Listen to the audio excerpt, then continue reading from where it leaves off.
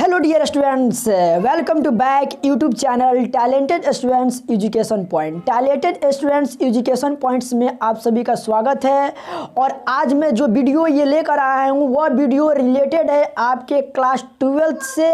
जो हिंदी जो किताब है उसमें संपूर्ण क्रांति जो पाठ है उसका जितना भी सारा वस्तुनिष्ठ प्रश्न है वो सारे प्रश्न को हम लोग सीखेंगे,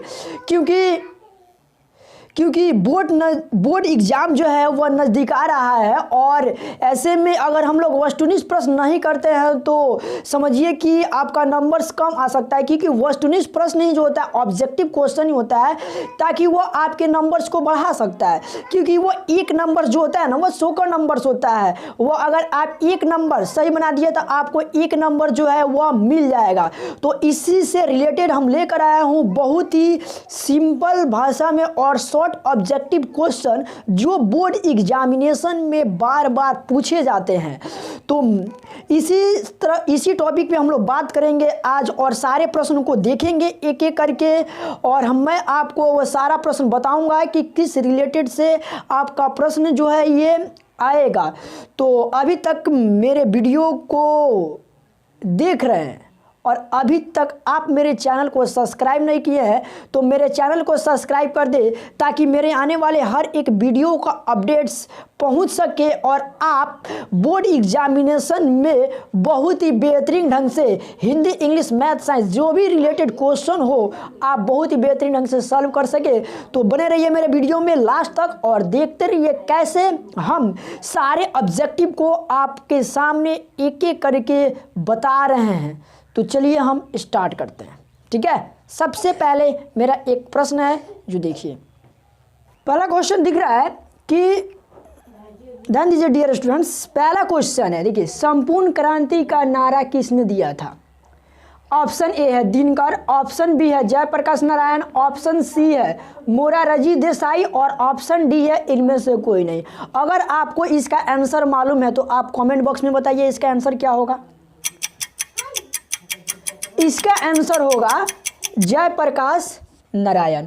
यानी संपूर्ण क्रांति का नारा किसने दिया था? तो जयप्रकाश नारायण दिए थे, क्योंकि संपूर्ण क्रांति के बारे में उन्होंने वही नारा दिया था, जयप्रकाश नारायण। दूसरा क्वेश्चन अब हम लोग देखेंगे। First question complete. दूसरा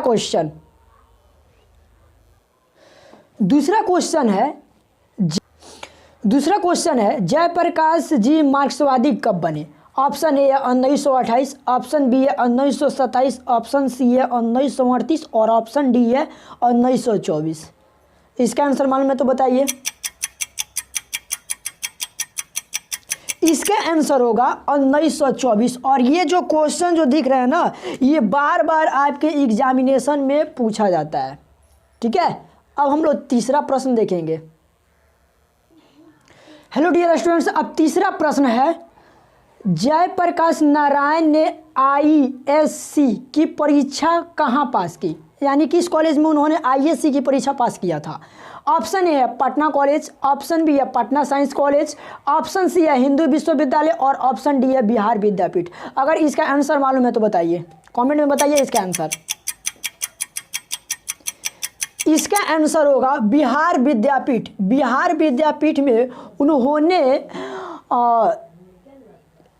आईएससी की परीक्षा पास किया था।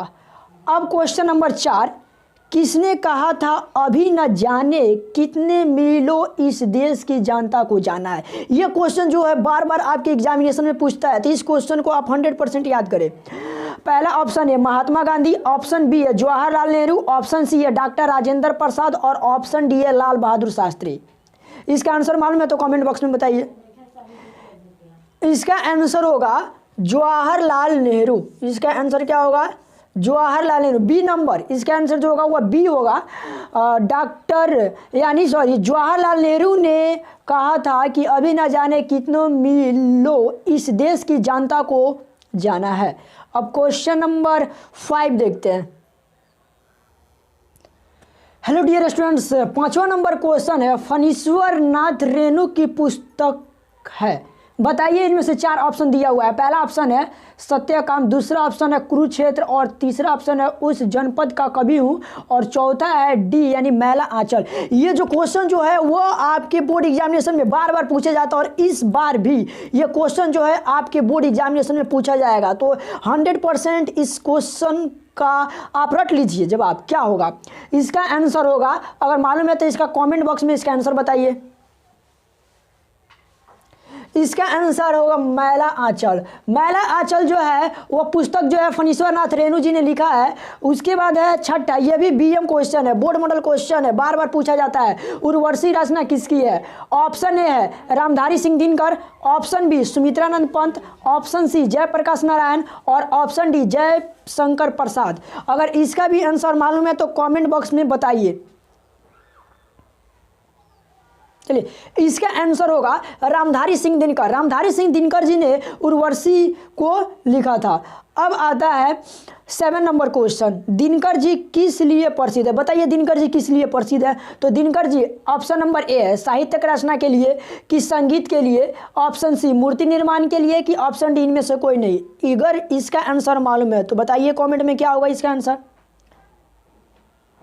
इसका आंसर होगा साहित्यिक रचना के लिए, यानी दिनकर जी किसके लिए प्रसिद्ध है? तो साहित्य रचना के लिए। वह साहित्य जो है, वह साहित्य विधा जो है बहुत ही मतलब ज़्यादा लिखते थे, इसके लिए वह क्या है?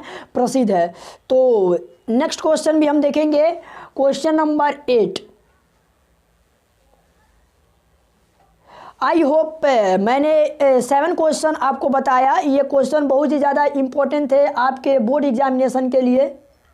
तो इन सारे प्रश्नों को आप रट लीजिए, क्योंकि इस प्रश्न में से 2 या 3 क्वेश्चन 100% आना है। 3 क्वेश्चन, 7 में से 3 क्वेश्चन तो 100% आएगा, ये निश्चित है। आपके बोर्ड एग्जामिनेशन में जो इस बार आप एग्ज़ाम दीजिएगा उसमें ये क्वेश्चन आने वाला है।